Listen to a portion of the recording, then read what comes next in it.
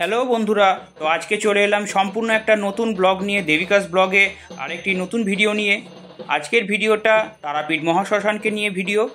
আমরা গিয়েছিলাম তারাপীঠে, তো রাত্রিরের তারাপীঠ মহাশ্মশানের সম্পূর্ণ দৃশ্য আপনাদের দেখানোর চেষ্টা করব এই ভিডিওর মাধ্যমে। তো কিছুটা ভেতরের দিকে যেতেই আমরা দেখলাম যে এখানে মায়ের হোমযজ্ঞ হচ্ছে।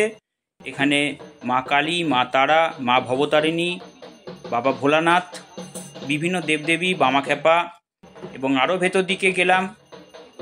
তো যেতে যেতে আমরা যা চোখে পড়ছে তাই আপনাদের দেখানোর চেষ্টা করছি। এই ভেতর দিকটায় গিয়ে এখানে বামাখ্যাপার সমাধিক্ষেত্র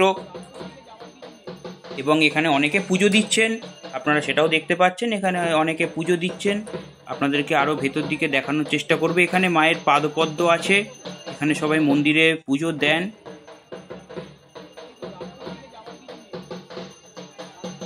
এবারে এখান থেকে আরও ভেতর দিকে আমরা গিয়ে কাঠের চুল্লির দিকে যাচ্ছি। এটা কাঠের চুল্লি, আপনারা দেখতে পাচ্ছেন কাঠের চুল্লি এখানে দুটো আছে।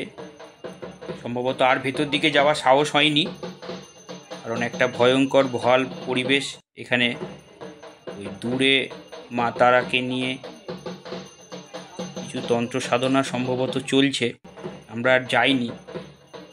এবং এখানে আশেপাশে আরও কিছু সাধু মহারাজদেরকে দেখলাম, সন্ন্যাসীদেরকে, যারা তাদের আসন পেতে মায়ের পূজা অর্চনা করছে। এরপরে আমরা আপনাদের দেখানোর চেষ্টা করব যে দিনের বেলা তারাপীঠ মহাশ্মশান কেমন হয় বা সেটা কেমন লাগে। মায়ের পাদপদ্মে পুজো দেওয়ার জন্য এখানে এন্ট্রি ফি নেওয়া হয় 20 টাকা করে। এখান থেকে নিয়েছিলাম 50 টাকা দিয়ে একটা ডালা, যার ভেতর ছিল আলতা, সিঁদুর, দুটো মোম, দুটো জবা ফুল আর ছিল ধূপ। এই ছিল 50 টাকার ডালাতে। যার যেমন সামর্থ্য সেই অনুযায়ী কিন্তু এখানে ডালা পাওয়া যায়। মায়ের পাদপদ্মে পুজো দেওয়ার পরে কিন্তু এখানে এসে ধূপগুলো লাগাতে হয়। আর সামনে রয়েছে দুজন সাধু, তো তাদের কিছু টাকা দিতে হয়। তারা চা খাওয়ার জন্য এটা চেয়ে থাকে। 10 টাকা, 15 টাকা, 20 টাকা যে যেরকম পারে তাদের হাতে দিয়ে আসে। তো এই হলো সারি সারি ডালার দোকান। অনেকগুলো দোকানই কিন্তু চোখে পড়বে, এটা শ্মশানের সামনেটা।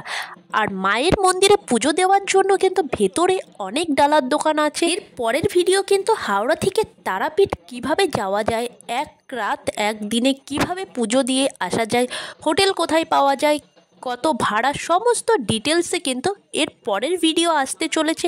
নতুন হলে অবশ্যই সাবস্ক্রাইব করে নিতে ভুলো না নতুন নতুন ভিডিও দেখার জন্য। আর তারাপীঠ মহাশ্মশানটা আরও একবার ঘুরিয়ে দেখালাম যে দিনের বেলা আর রাতের বেলা কতটা পার্থক্য থাকে তারাপীঠ মহাশ্মশানে।